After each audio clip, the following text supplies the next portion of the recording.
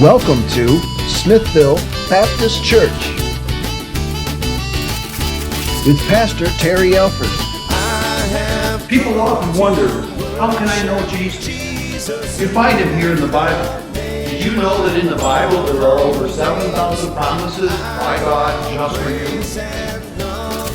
I want to encourage you to open this Bible and make those promises your own. Therefore, submit to God, resist the devil, and he will flee from you. Draw near to God, and he will draw near to you. Now let's check out today's message. I'm going to throw out a word to you. It's overcome. What do you think of when you hear the word overcome? There was a movie about that, and it was about, I just read about it this morning, and it's called Overcomer. And it's about a young lady who was a basketball player, dreams were crushed of unexpected news, and it goes on to, and I'm not going to read the whole synopsis, but she, towards the end of the movie, I believe, because I don't remember seeing the movie, she went up against a state champion in track and field and overcame that state champion. Is that right, Matt? Because you're the movie buff. Okay. Some things, when you think of overcome, are not good. He was overcome by smoke and died. Overcome by alcohol and died.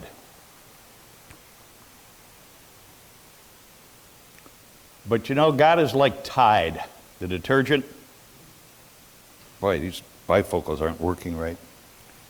He gets the stains out others leave behind.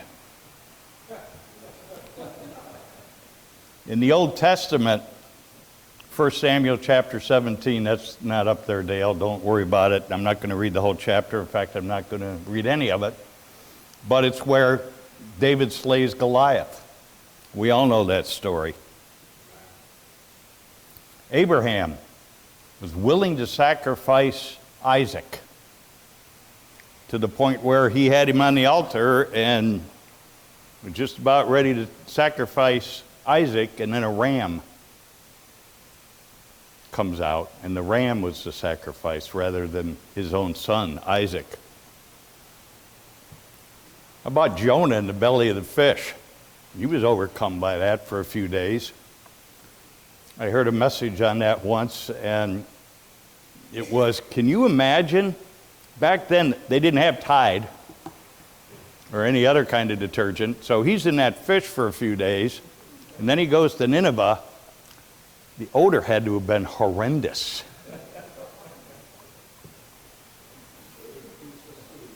But he was not overcome. Although the end of Jonah's life was not pretty, because if you remember, he got mad at God because he saved all the people in Nineveh. He said, how can you do that? When it was what God exactly told him to do. In the New Testament, how about Lazarus being overcome by death and then he gets raised from the dead? Was he an overcomer? Absolutely. And these are just examples. But God is the ultimate overcomer and delivered them all. Remember that. That's kind of the theme here. Hint, hint, hint. If you're taking notes, but probably not. And again, being overcome is not necessarily good. Isaiah 28:1. Clue, Dale. Woe to the crown of pride, to the drunkards of Ephraim, whose glorious beauty is a fading flower, which is at the head of the verdant valleys, or green. To those who are overcome with wine. That doesn't sound good to me. Jeremiah 23:9.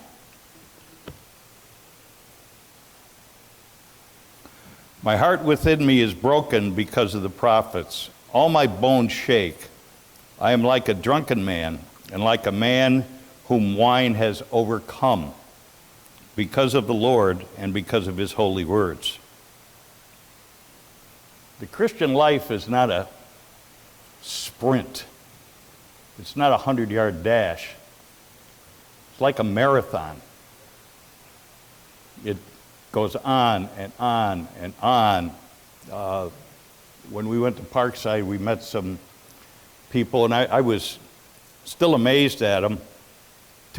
One fell in his 80s, and then a friend of his. These guys still run marathons. It's 26 miles, 685 yards, I believe. It's a long time to be out there running. Whether you're in your 20s or your 30s or even especially in your 80s. And of course, they're nice and svelte. Unfortunately, in many churches today, a cheap gospel is being profligated. It's being preached. It's being taught that get saved and everything is hunky-dory. Anybody who's been a Christian for more than 10 years, raise your hand and say that the Christian life has been hunky-dory 100% of the time. If any of you raise your hand, I don't believe you.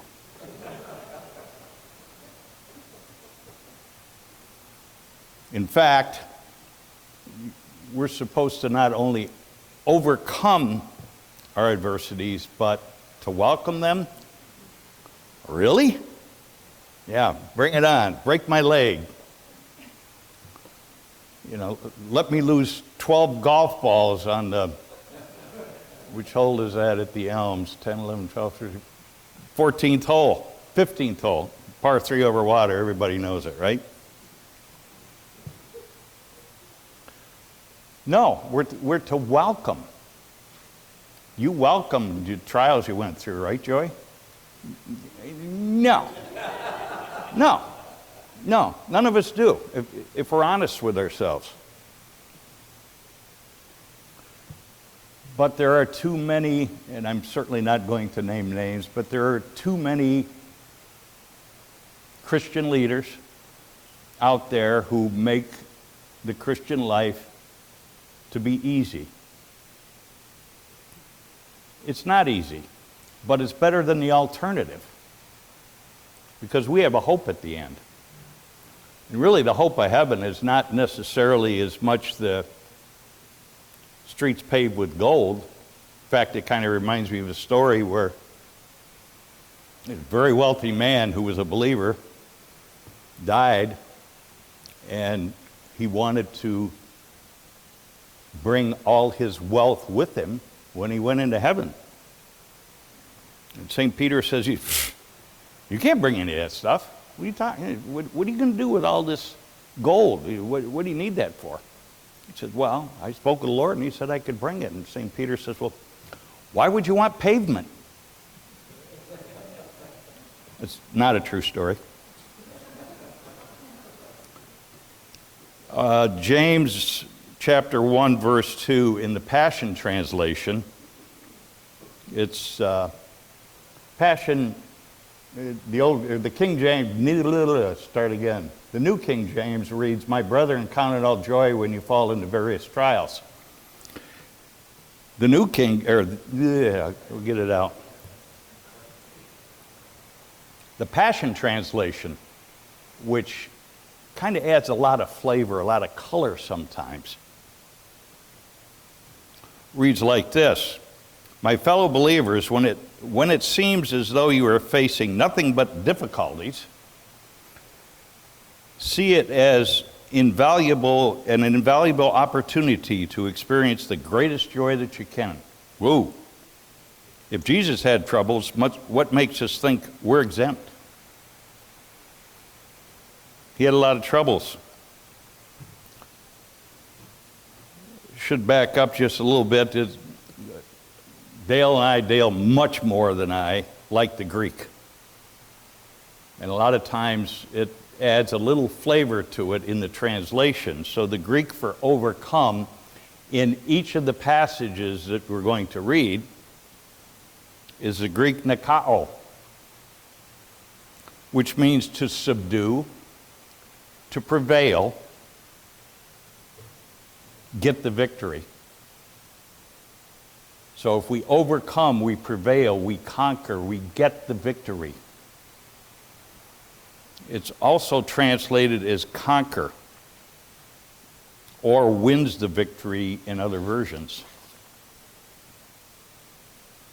The book of Revelation, don't hear many messages out of the book of Revelation, and this isn't going to be one. It's just going to be a few that I've selected, that have been selected, has 7 promises for those who overcome. Interesting that it's 7. Well, it's written to each of the 7 churches. It's when Jesus spoke to John and said, to the churches, write this. And a lot of the churches he wasn't real happy with. But there was a hope in every one of them. In fact, we're not promised a calm passage, but a safe landing. I think that the greatest thing about heaven is not going to be the streets of gold and the city, the New Jerusalem coming down, but that Jesus is going to be there. That'll be the most exciting thing about it. I guess I'd just as soon be with him in, where was that island? Vancouver Island that's got all the wolves. Wouldn't want to be with the wolves. But if Jesus were there, we'd be safe from the wolves. Revelation 2:7, which is to the church of Ephesus. He who has an ear, let him hear what the Spirit says to the churches. To him who overcomes, I will give to eat from the tree of life, which is in the midst of the paradise of God. The only 2 times in Scripture where the tree of life is mentioned, interestingly enough, is in Genesis, don't eat of the tree of life, and in Revelation. Nowhere else is the tree of life mentioned that I can find. Jim, you might be able to find something different because you've been doing this a lot more years than I have. That's the only time I can find it. Eating from this tree of life appears to be the final restoration between God and man, originally separated by original sin. And we all know the account. I like to use the word account rather than story. Story kind of implies that, let me tell you a story. And whenever I think of story, I think of true story. And those of us who knew the late Harry White, that's what we called him, true story.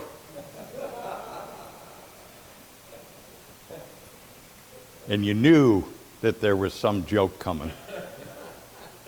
And quite frankly, look forward to it. But Adam let Eve do what she did. And who did God come looking for in the garden? Adam, where are you? Didn't blame it on Eve. Blamed it on Adam.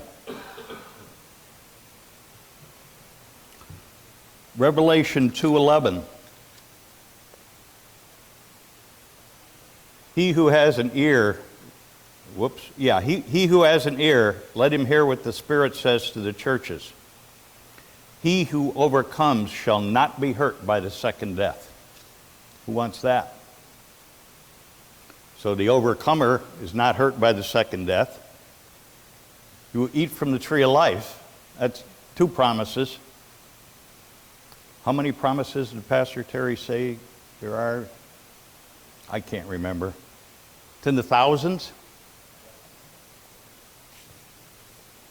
I don't know about you, but I can probably live with these 7. Revelation 2:17. He who has an ear, this is to the church at Pergamos, let him hear what the Spirit says to the churches. To him who overcomes, I will give some of the hidden manna to eat, and I will give him a white stone, and on the stone a new name written, which no one knows except him who receives it.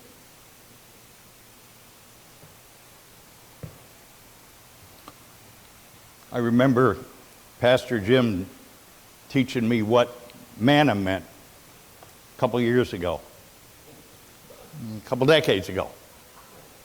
What is it? And that's the literal translation, apparently, of manna. Surprised I remembered that? You should be. But that's just one thing I never forgot. What is it? What is it? Well, apparently it tastes like wafers with honey on it. That sounds pretty good. But if you eat it for all those years, you might be a little tired of it. And then they started complaining, right? Let's go back to Egypt. Let's go back to Egypt. Let's go back to sin, is what they could have said. Let's go back to Egypt. We had much larger variety to eat back there.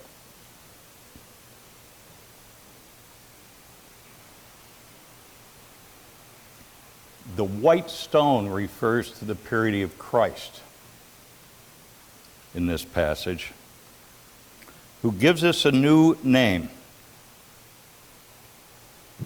And our new name is written on this white stone. I certainly don't understand all the symbolism in Revelation. And I dare say that very few people do unless they really study it. The other thing, another part that's difficult about the book of Revelation is it's in the future, and then it's in the past, and then it's now. And the writer doesn't tell us which is which. I see you nodding your head. I appreciate that. It's difficult to understand, but it's not difficult to understand these 7 promises. Let's go on to chapter 2, verse 26. This is to the church at Thyatira. He who overcomes will be clothed in white garments, which is the purity of Christ. And I will not blot out his name from the book of life, but I will confess his name before my Father and before his angels. So that's number 4. First, we're going to eat from the tree of life. Second, will not be hurt by the second death. You've all heard the saying, if you're saved, we all know it except me. Die once. What is it, Jim? Born once, die twice. Born twice, die once. It's a spiritual death and the physical death. We will experience the physical death. Hope it's a long time in the future for you, Don. You keep scaring us. You got to stop doing that. And I'm sure you'd like to stop doing it.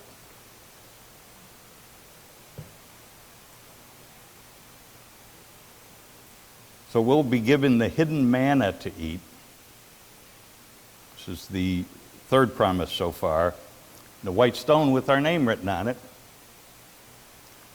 which is our new name.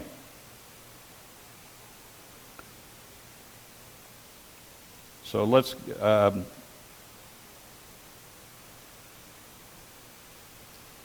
verse 2 and 26. Is that where I am, Dale? Yeah. Okay. Thank you. And he who overcomes and keeps my works until the end, to him I will give the power over the nations. It's more accurately translated authority rather than power. So how are we giving authority over the nations, the people? It's only one way, through the power of Christ.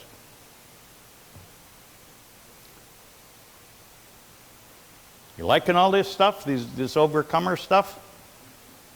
Yeah.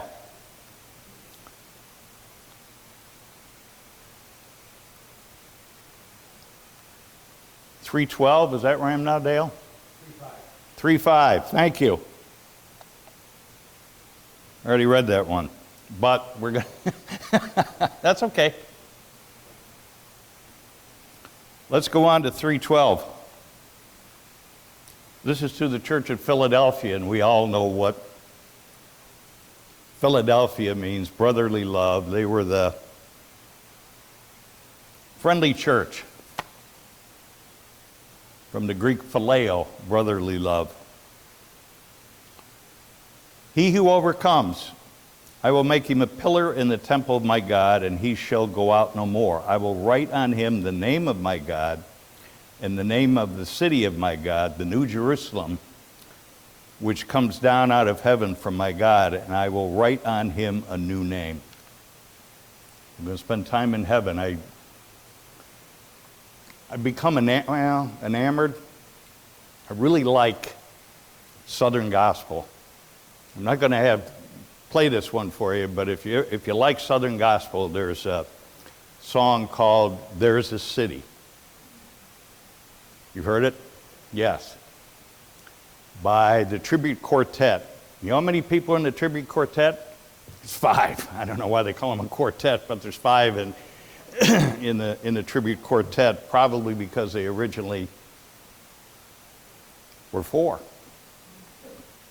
That's all I can figure out.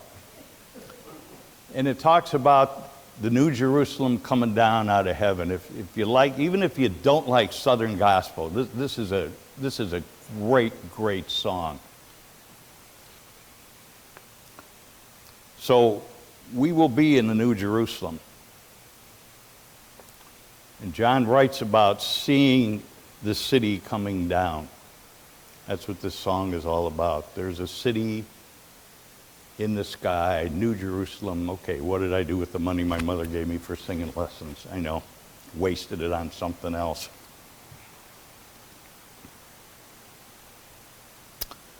The last promise, Revelation 3:21, to the church at Laodicea, to him who overcomes, I will grant to sit with me on my throne.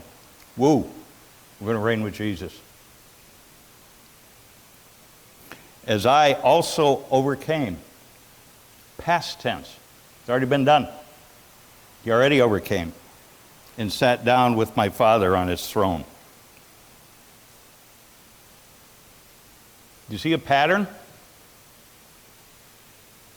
We're going to get all this stuff when we overcome. Not if we overcome, when we overcome. In fact, the overcoming has already been done. We just have to accept it by the blood of Christ. It's achieved only one way, through the blood of Christ, through faith in Christ. Jesus overcame, won the victory. That's, again, Revelation 3:21. Oop. Screen went blank. There we go. As I overcame and sat down with my Father on his throne. Sound repetitious, but it's already been done. We just have to accept it.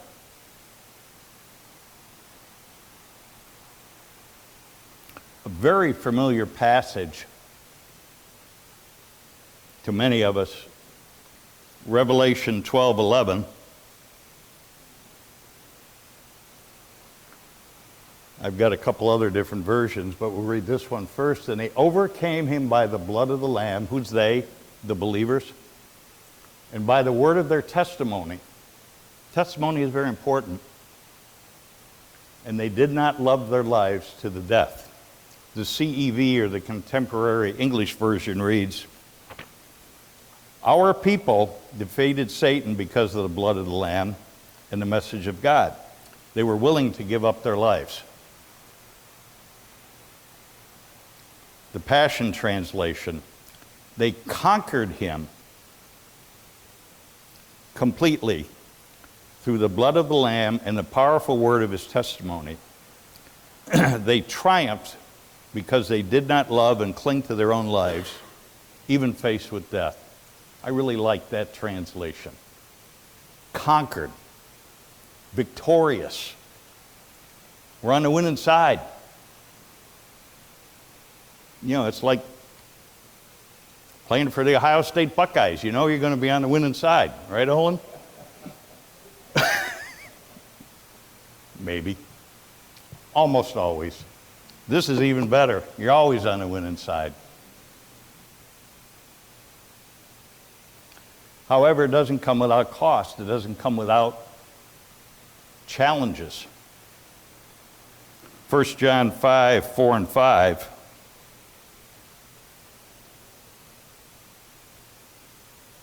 Did I give you that one, Dale? No. Okay. I'm sorry. Well, I'm going to read it from the Passion Translation. You see, every child of God overcomes the world. Bingo. For our faith is the victorious power that triumphs over the world. It's not us, but we do have a part. So who are the world conquerors defeating its power? Those who believe that Jesus is the Son of God. There's the answer. That's how you overcome. Simple, right? Yeah, the answer is simple, but doing it, not necessarily so. Overcomes in this passage is more accurately translated, continuously conquers. So it's an ongoing event. It's not a one-time deal, and you're done. It's every day.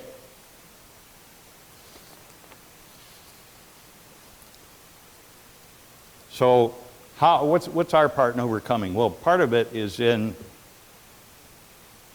giving our testimony. That's powerful. That's our part.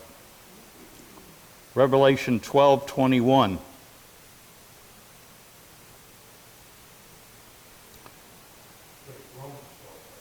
You're right. Romans 12:21. They both begin with R.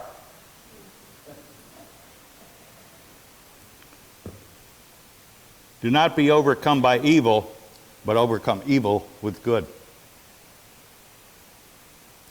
Now Revelation 12:21. 12:11. And they overcame him by the blood of the Lamb and by the word of their testimony. Two parts. The blood of the Lamb and our testimony. Ours is the second part. And they did not love their lives to the death. I know I just read that, but we're going to read it again because it's very important. It's a formula. I really don't need to tell you about the evil in the world. We all know about it. Just pick up the paper. What's a paper? Find it on your app, your news app that most people read anymore, myself included. One word of caution, and I'm sure there's more than one, don't be afraid to fail. Don't be afraid of making a mistake and sit back in the corner and say, I'm not going to do anything because I'm afraid to fail. You've already failed if you do that. Get out and act. Jim, the first time you preached, were you as eloquent as you were the 300th time or the 400th time? Probably not. Oh, I do. And those of us who've heard him preach know it. He gets excited.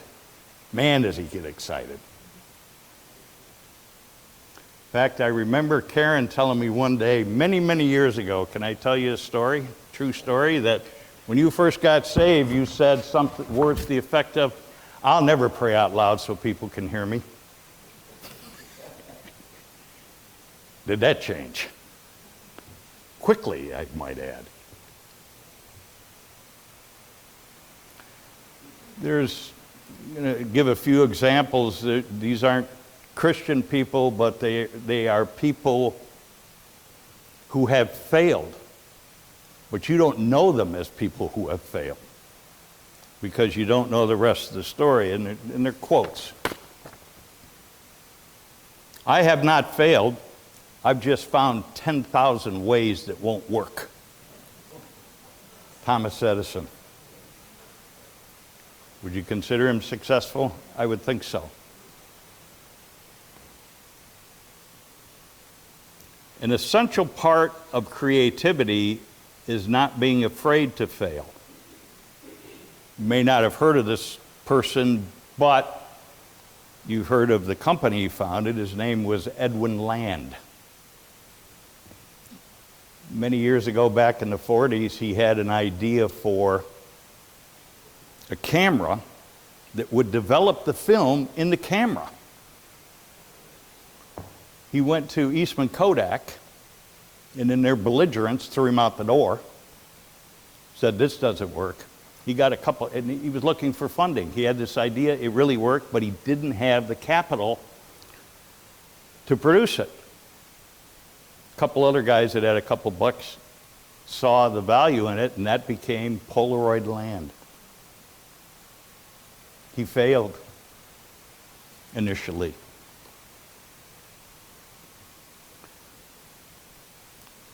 I love this one. You've all heard of Zig Ziglar?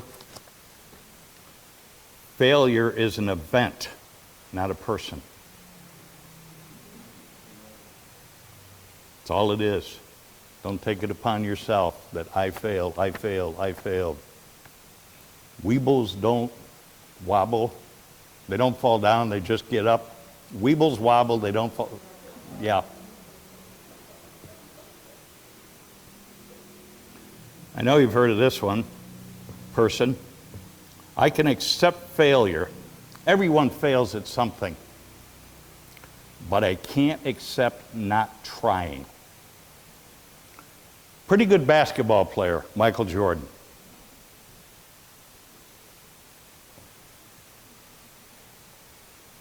The last one was a basketball coach. Failure is not fatal, but failure to change might be. John Wooden won 7 national championships in a row at UCLA. Not a bad record. I hesitate to bring this one up, but I'm going to because this one individual, we think of the bad, and he fell. But in 1960, a presidential election was, no, you don't remember it. You don't remember 1980. Boy, that's scary, isn't it? Nixon, Kennedy. Kennedy won. Nixon was devastated. And he ran for governor of California a few years later. Lost again. But he did win the 68 presidential election. Yeah, we know he failed at the end, but he didn't give up. He didn't give up. There's many, many, many stories of people who have had failure in their lives. Walt Disney, I don't know how many times he went bankrupt, and then he created Mickey Mouse.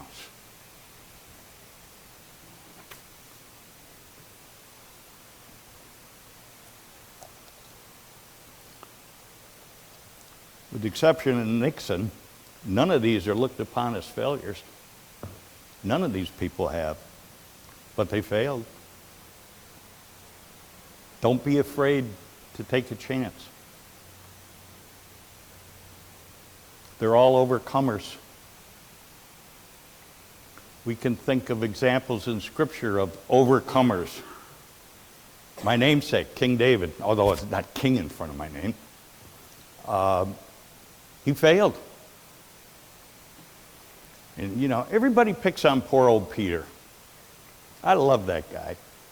You know, he cut off the centurion's servant's ear and he shouldn't have done that. He denied Jesus 3 times. He decided to go fishing after the resurrection. But he walked on water. Didn't walk very long, but how many of us have taken more steps on water than Peter did? I don't think anybody. Nobody. He walked on the water. Don't forget about that. He was an overcomer, if there ever was one. He wrote 2 books of the Bible. He was an overcomer. Legend has it that he was crucified upside down because he didn't feel worthy to be crucified like Christ was, right side up. So he said, no, crucify me upside down.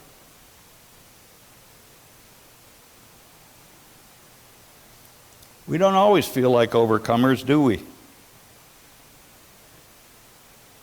Back to 1 John 5, 4 and 5. You see, every child of God overcomes the world, for our faith is a victorious power that triumphs over the world. Our faith. So who are the world conquerors defeating its power?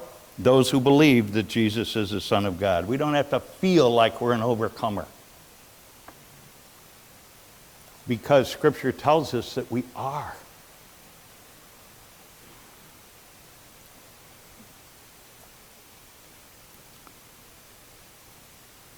I've gone that long already? Wow. What do you need to overcome? What do I need to overcome? We all have something that we need to overcome in our lives. How will you do that? We've given you the formula. Revelation 12:11, the power of the blood and the word of our testimony. That's how we become overcomers. What will your story be when it's all said and done? That's another song. What will your story be when it's all said and done? When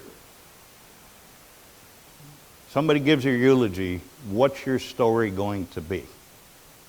I'm going to close with a song. When it's all said and done, listen to the words. In the blind set free. Well, yes, it's true.